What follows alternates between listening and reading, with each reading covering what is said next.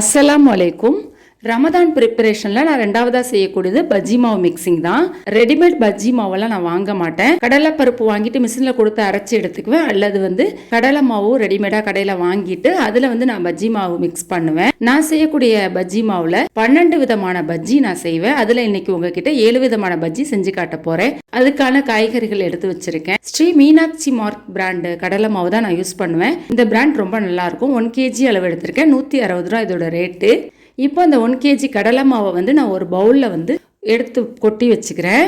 இந்த கடலை மாவு கூடவே இடியப்பத்துக்கு அரைக்கக்கூடிய பச்சரிசி மாவு 1.25 கப் எடுத்திருக்கேன். அதாவது 200 கிராம் பச்சரிசி மாவு எடுத்திருக்கேன். இந்த மாவு கூட கார்ன்ஃப்ளவர் மாவு 25 கிராம் எடுத்திருக்கேன். 1/4 கப்பில் 1 கப். மஞ்சள் தூள் 1 ஸ்பூன் அளவு எடுத்திருக்கேன். காஷ்மீரி சில்லி மிளகாய் பொடி 10 கிராம் 12 ரூபாய்க்கு உங்களுக்கு கிடைக்குது. இந்த 10 கிராம் 1 டேபிள் ஸ்பூன் இருக்கும் தாராளமா. இந்த 1 டேபிள் ஸ்பூன் சில்லி பவுடர் இது கூட நான் சேர்க்க போறேன். உங்ககிட்ட சாதாரண மிளகாய் பொடி இருந்தாலும் சேர்த்துக்கங்க. காஷ்மீரி சில்லி பவுடர் நல்ல கலரா இருக்கும், அதனால சேர்த்திருக்கேன். LG பெருங்காயத்தூள் எடுத்திருக்கேன். 1 டேபிள் ஸ்பூன் பெருங்காயத்தூள் சேர்த்திருக்கேன். இதை மிக்ஸ் பண்ணிட்டு பத்தலண்டா இன்னும் கூடுதலா சேர்ப்பேன். பஜ்ஜி மாவுக்கு நல்ல ஃபிளேவர் கொடுக்கக்கூடியது பெருங்காயத்தூள் தான். நான் சேர்த்திருக்க பிராண்ட் பெருங்காயத்தூள் தான் சேர்க்கணும் அப்படின்லாம் கிடையாது. உங்களுக்கு பிடிச்ச பிராண்ட் பெருங்காயத்தூள் சேர்த்துக்கோங்க. இப்போ இது கூடவே இன்னொரு 1/2 டேபிள் ஸ்பூன் பெருங்காயத்தூள் நான் சேர்த்துக்க போறேன். இதையுமே சேர்த்துட்டு எல்லாத்தையும் ஒன்னா கலந்து விட்டுக்கணும். கலந்து விடுறத விட இதை சலிச்சு எடுத்துட்டோம் அப்படின்னா கடலை மாவு கூட எல்லா பவுடருமே மிக்ஸ் ஆகி வந்துடும். அதனால ஒரு சலடை எடுத்துட்டு சேர்த்து வச்சிருக்க இந்த மாவை நான் சலிச்சு எடுத்துக்க போறேன். நான் சலிக்கும் போது எனக்கு இந்த பேசன் பத்தல. அதனால என்ன பண்ணேன் அப்படின்னா ஒரு உருளி எடுத்துட்டு உருளியில எல்லா மாவையுமே சலிச்சு எடுத்துட்டேன். பஜ்ஜி மாவுக்கு மெயின் இன்கிரீடியன்ஸ் சோடா உப்பு. நான் பேக்கிங் சோடா தான் சேர்க்க போறேன். பேக்கிங் சோடா சேர்த்தோம் அப்படின்னா பஜ்ஜி மாவு நல்லா உப்பி வரும். அதனால சோடா உப்பை ஸ்கிப் பண்ணாதீங்க. 1 டேபிள் ஸ்பூன் அளவுக்கு சேர்த்திருக்கேன். 1 டேபிள் ஸ்பூன் பேக்கிங் சோடா இந்த 1 கிலோ மாவுக்கு ரொம்ப சரியான அளவு. இப்போ இதை நல்லா கலந்து விட்டுக்கலாம். கலந்து விட்டதுக்கு அப்புறம் இந்த மாவுல இருந்து நான் ஒரு சின்ன டப்பால கொஞ்சம் மாவு எடுத்து வைக்க போறேன். இது எதுக்கு அப்படின்னா அப்பள பஜ்ஜி செய்யறதுக்கு. அப்பளத்துல பஜ்ஜி செய்யும் போது கண்டிப்பா மாவுல உப்பு சேர்க்கக்கூடாது. உப்பு சேர்த்தோம் அப்படின்னா அப்பளத்துலயும் உப்பு இருக்கும், பஜ்ஜி ஒரே உப்பு கரைச்சி விடும், திங்க வராது. உப்பு இல்லாத மாவுல தான் அப்பள பஜ்ஜி செய்யணும். அதுக்காக கொஞ்சம் மாவு எடுத்து வச்சுட்டேன். இப்போ இந்த 1 கிலோ மாவுக்கு 1.5 டேபிள் ஸ்பூன் அளவு உப்புத்தூள் சேர்க்கணும். இதுவுமே சரியான அளவு. நீங்க ரொம்ப ரொம்ப உப்பு கம்மியா சாப்பிட்றவங்களா இருந்தாக்க 1 டேபிள் ஸ்பூன் அளவுக்கு உப்புத்தூள் சேர்த்துக்கோங்க, சரியா இருக்கும். இந்த பஜ்ஜி மாவுல நான் சேர்த்திருக்க உப்பு காரம் எல்லாமே ரொம்ப சரியான அளவுல இருக்கும். இந்த மாவை நல்லா மிக்ஸ் பண்ணதுக்கு அப்புறம் ஒரு பெரிய பாக்ஸ்ல 3/4 வாசி அளவு மாவு எடுத்து வச்சுட்டேன். மீதி 1/4 வாசி அளவுல மெதுபக்கடாக்கான மாவு ரெடி பண்ண போறேன். மெதுபக்கடாக்கு பெருஞ்சீரகம் சேர்க்கணும். 1 டேபிள் ஸ்பூன் அளவு பெருஞ்சீரகம் சேர்த்திருக்கேன். இதையுமே மிக்ஸ் பண்ணிட்டு இன்னொரு பாக்ஸ்ல இதை எடுத்து வச்சிடலாம். நான் இன்னைக்கு 1 கிலோ மாவுல ரெடி பண்ண இந்த பஜ்ஜி மிக்ஸை நான் 3 விதமா பிரிச்சு எடுத்து வச்சிருக்கேன். இப்படிதான் நான் நோம்புக்கு பஜ்ஜி மாவு ரெடி பண்ணி எடுத்து வச்சுக்குவேன். யூஸ் பண்றதுக்கு ரொம்ப வசதியா இருக்கும். நோம்பு முழுக்க இந்த மாவு எனக்கு ரொம்ப கரெக்டா இருக்கும். இப்ப காலிஃபிளவர் பஜ்ஜி செய்யறதுக்கு காலிஃபிளவரை துண்டு துண்டா கட் பண்ணிட்டு கொஞ்சம் கல் உப்பு சேர்த்துட்டு 3/4 பதம் வேக வச்சு எடுத்துக்க போறேன். கேரட்டை கழுவிட்டு தோல் சீவாம வாழைக்காய் பஜ்ஜி எப்படி பஜ்ஜிக்கு சீவோமோ அது மாதிரி சீவி எடுத்துக்கணும். நான் இன்னைக்கு பீட்ரூட், கேரட், உருளைக்கிழங்கு, வெங்காயம், காலிஃபிளவர், முட்டை, அப்பளம் 7 விதமான பஜ்ஜிக்கு ரெடி பண்ணி வச்சிருக்கேன். மொத்தம் 7 விதமான காய்கறியில பஜ்ஜி செய்யலாம். கத்திரிக்காய், வாழைக்காய், வெண்டைக்காய் 3 காய்கறியுமே என்கிட்ட இன்னைக்கு இல்லை. அந்த காய்கறிகளுமே நார்மலா பஜ்ஜி கட் பண்ற மாதிரி கட் பண்ணி எடுத்துட்டு இந்த பஜ்ஜி மிக்ஸ்ல மிக்ஸ் பண்ணி பஜ்ஜி சுட்டிங்கன்னா ரொம்ப நல்லா இருக்கும். இப்போ நான் ரெடி பண்ணி வச்சிருந்த பஜ்ஜி மாவுல தண்ணி மட்டும் மிக்ஸ் பண்ணிக்கிறேன். தண்ணி சேர்க்கும் போது கொஞ்சம் கொஞ்சமா சேர்த்து மிக்ஸ் பண்ணி பாத்துக்கோங்க.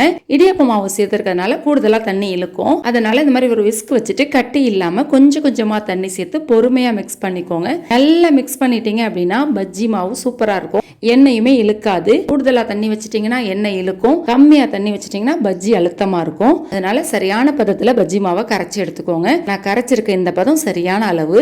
இப்போ இந்த பஜ்ஜி மாவுல இருந்து பஜ்ஜி சுட்டு எடுத்துடலாம். ஒரு கடாய் வச்சிருக்கேன். அந்த கடாயில தேவையான அளவு எண்ணெய் சேர்த்துட்டு நான் ஃபர்ஸ்ட் கேரட் பஜ்ஜி செஞ்சுக்கிறேன். கேரட்டை நான் மாவுல முக்கி போட்டிருக்கேன். பாருங்க எந்த அளவுக்கு நல்லா உப்பி வருது அப்படின்னு. அடுப்பை மீடியமான ஃப்ளேம்ல வச்சுட்டு வறுத்து எடுத்துக்கோங்க.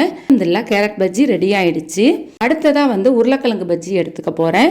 இப்போ நான் உங்களுக்கு சாம்பிளுக்காக தான் எல்லாத்துலயுமே 2 பஜ்ஜியா செஞ்சு காட்டுறேன். பாருங்க உருளைக்கிழங்குமே நிலச்சு போட்டாச்சு. எந்த அளவுக்கு உப்பி வருது அப்படிங்கறத பாருங்க. இந்த பஜ்ஜி மாவு ரொம்ப ரொம்ப சூப்பரா இருக்கும். கண்டிப்பா ட்ரை பண்ணி பாருங்க. நல்லா உப்பி வரும். நீங்க எவ்வளவு நேரம் வச்சிருந்தாலும் அந்த உப்பி வந்தது அமுங்கி வராது. எல்லாம் நீங்க ஆற விட்டு சாப்பிட்டாலுமே அதே அளவுக்கு நல்ல பஃப்னே இருக்கும்.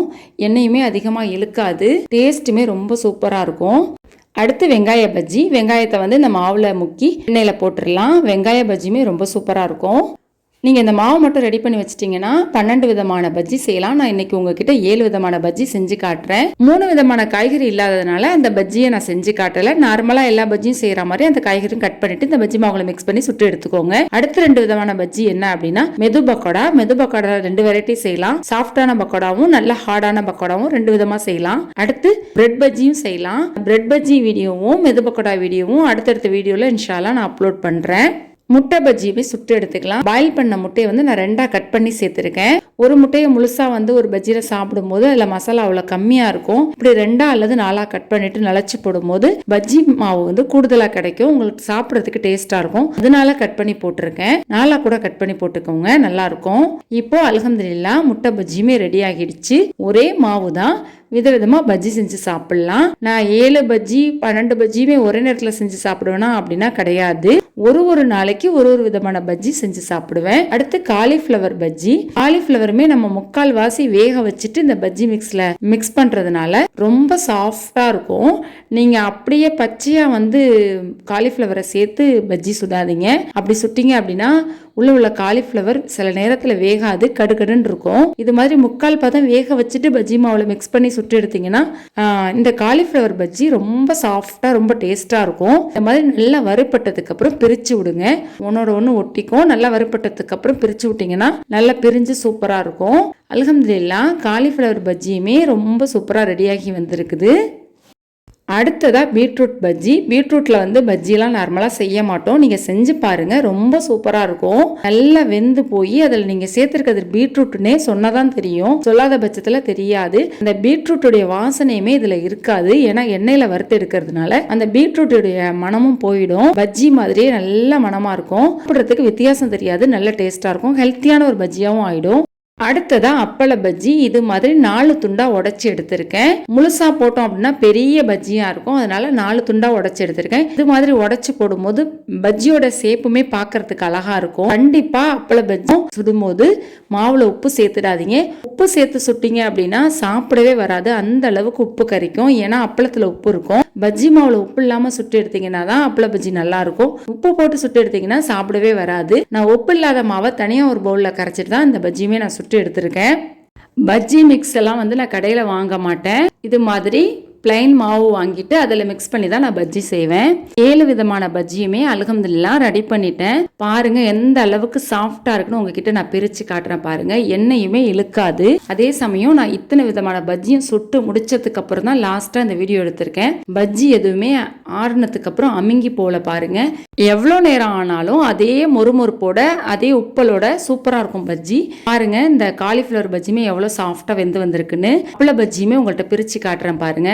எல்லா பஜ்ஜியுமே நல்லா சாஃப்டா இருக்கும். இந்த மாவும் அதே சமயம் நல்லா உப்பி வரும். ஆறுனதுக்கு அப்புறமே அந்த உப்பல் வந்து வத்தாது. முட்டை பஜ்ஜியுமே பாருங்க நான் பிரிச்சு காட்டுறேன் உங்ககிட்ட.